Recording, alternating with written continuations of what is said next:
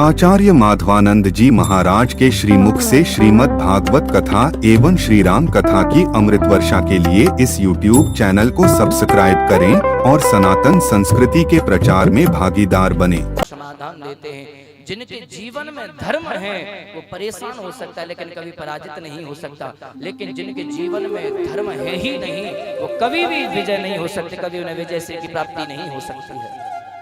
इसलिए शास्त्र बार बार कहते बोले जीवन में धर्म को बढ़ाओ, जीवन में धर्म को लेकर के आओ। जिसके जीवन में धर्म नहीं है उसका जीवन पशुतुल्य है, पशु के समान है। स्वधर्मेन धर्म श्रेय पर धर्मो भयावह। शास्त्र तो बार बार कहते हैं कि धर्म की रक्षा करो, धर्म की रक्षा करो, लेकिन कुछ लोग कहते बोले महाराज त्रेता में तो सीता जी ने भी धर्म की रक्षा की थी लेकिन धर्म ने उनकी रक्षा क्यों नहीं की। ये संदेह उत्पन्न होता है कि शास्त्र कहते हैं कि धर्म रक्षति रक्षित हो, जब हम धर्म की रक्षा करेंगे तो धर्म हमारी भी रक्षा करेगा। लेकिन माता सीता ने उस लक्ष्मण रेखा को भी पार कर दिया धर्म की रक्षा करने के लिए, लेकिन उस धर्म तो आया नहीं उनकी रक्षा करने के लिए, कहाँ चला गया। तब संत जन शास्त्र जन समाधान देते हैं बोले अगर धर्म की रक्षा न करता तो उस दशापति दशानन के अशोक वाटिका में बैठ करके माता सीता एक तिनके की ओट लगा करके उस दशापति रावण को चुनौती न दिया करती कि अगर ये तिनका न होता तो तुम्हें जला करके भस्म कर देती। और रावण कोई साधारण नहीं था, बहुत बड़ा ज्ञानी था, बहुत बड़ा बलशाली था, जो चाहता वो कर सकता था। लेकिन वो जानता था इस नारी ने, इस सीता ने अपने धर्म का पालन किया, अपने धर्म की रक्षा की है। अगर मैंने इससे तनिक स्पर्श भी कर दिया, इससे अपना कोई अंग भी स्पर्श कर दिया, इसे छू ही लिया तो ये मुझे जला करके भस्म कर सकती है, क्योंकि इसने जिसके जीवन में इसने धर्म को शरण दी है, धर्म को स्वीकार किया, जिसने धर्म की रक्षा की। लेकिन वहीं पर आज अगर हम लोग देखते हैं तो आजकल प्रत्येक नवयुवक के अंदर से वो धर्म होते हुए चला जा रहा है। धर्म को तो कोई स्वीकार ही नहीं करता है, धर्म को तो कोई मानता ही नहीं है। बड़े बड़े शरीर कर लिए, पशुओं की तरह बड़े बड़े शरीर कर लिए हैं, मूछ रखा ली, मुड्डाड़ी रखा ली, बाबा जी बन गए, लेकिन किसी भी बड़े बुजुर्ग को राम राम कहने में भी इनको शर्म आती है। कहीं भजन कीर्तन हो तो महाराज बैठ करके तो कथा ही नहीं सुन सकते, ऐसे खड़े हो जाएंगे जैसे मार करके भागेंगे क्या। तो ये धर्म की सुंदरता है क्या। अरे भैया जब तुम कोई धर्म के कार्य में जाओ तो तुम नव युवकों से तो धर्म आगे बढ़ेगा।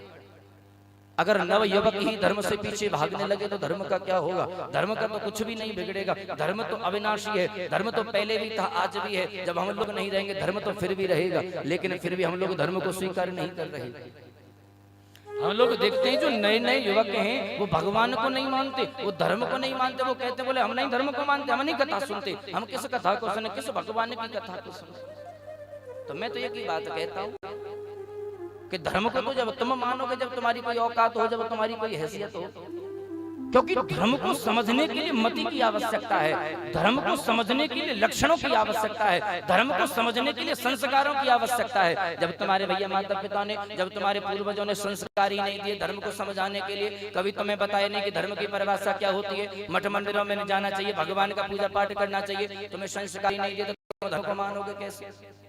सब धर्म से दूर होते चले, कोई किसी से कुछ भी कह दे उसी में बट गए। राजनीति नई नई राजनीति चलने लगी, प्रत्येक व्यक्ति जातियों में बट गया। कोई भी ये नहीं कहता कि हम सनातनी हिंदू हैं, सब कहते बोले हम पंडित हैं, हम परशुराम जी के वंशज हैं। परशुराम जी जब क्रोध में आ जाए तो 21 बार धरती को खाली कर दिया। फिर दूसरा कहने लगे बोले हम राम जी के वंशज हैं, हम क्षत्रिय हैं, हमने रावण को भी मार गिराया। कोई कुछ कहता है, कोई कहता है बोले हम बनिया हैं, हम कोई वैसे हैं, हम कोई ये हैं फलाने ढंग। लेकिन कोई ये नहीं कहता कि हम सनातनी हैं, हम बैठ करके कथा सुनेंगे, हम कोई तिलक लगाएं, हम चोटी रखाएं, हम भगवान की पूजा पाठ करें, किसी को कोई मतलब नहीं है। जो लोग जातियों के चक्कर में पड़ गए, जो लोग धर्म को छोड़ करके जातियों को बढ़ाने में लगे हुए हैं कि हम ब्राह्मण हैं, नहीं होती। अरे दीपक नहीं बचा तो बाती का क्या करोगे, जब धर्म नहीं बचा तो तुम जाति का क्या करोगे। इसलिए जीवन में ये बात रखना है कि जातियों में न बटें, केवल अपने सनातन को, संस्कृति को बचा करके रखें, अपने सनातन को स्वीकार करें। हमारी सनातन की मर्यादाएं क्या हैं, हमारे सनातन की परिभाषा क्या है, उसे स्वीकार करें। हम ये नहीं कहते कि केवल भगवान के मंदिर में ही बैठे रहो, तुम भगवान का भजन करते रहो, भगवान की पूजा में बैठे रहो, कभी भी तुम सत्कर्म मत करो, तुम अपने कर्म मत करो। सब कुछ करना आवश्यक है, सब कुछ करो, सब कर्म करो, लेकिन थोड़ा सा समय धर्म के लिए भी दो, भगवान के भजन के लिए।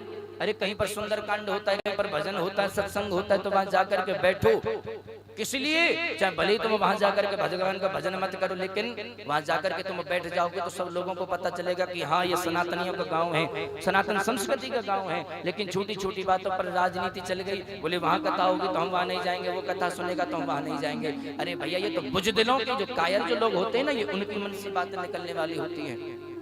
नहीं तो जो वास्तविक में जो सनातनी होते हैं, जिनके अच्छे संस्कार होते हैं, उनसे तो केवल एक बार कहने की आवश्यकता, भैया बैठ करके कथा सुनो।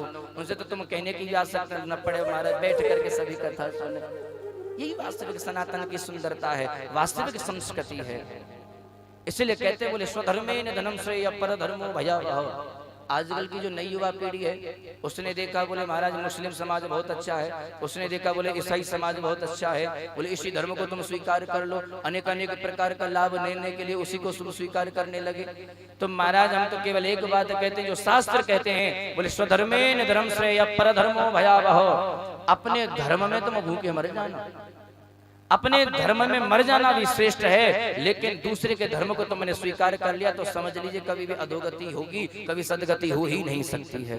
बोले सत्य सनातन धर्म की जय, भक्त वत्सल भगवान की जय जय।